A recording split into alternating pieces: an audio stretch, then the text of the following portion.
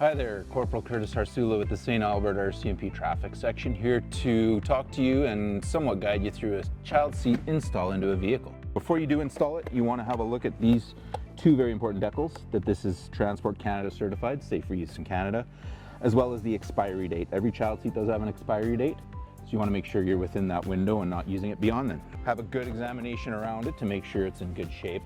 Any obvious damage, you want to address it. But all the instructions you're going to need, the very, very important ones, are going to be in all the decaling, usually in English on one side and then French on the other. Sometimes you can peel back some of the seating and find the manual. If you can't find the manual, they're all online. Look them up before you start installing. You want to look at your vehicle owner's manual as well to show you exactly how and where they recommend child seats to be installed. For a forward facing, you must use this anchor. You see it comes out of the back.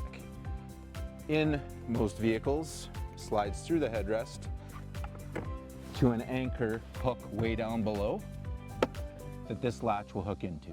Give it a nice tug so when you pull in the front, it can't move forward. You have choices to either use the vehicle seat belt or what's called the UAS, Universal Anchorage System, which are these clips that will click down into the seat itself. You heard that click on both sides.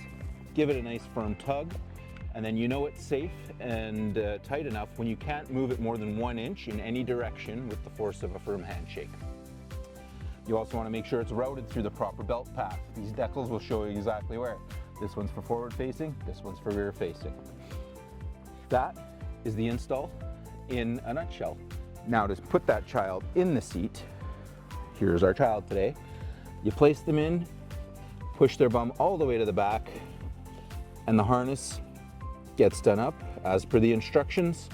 The chest clip goes to the armpit area. The crotch clip goes firmly at the top between the legs with the lap portion firmly across the hips, keeping that bum back.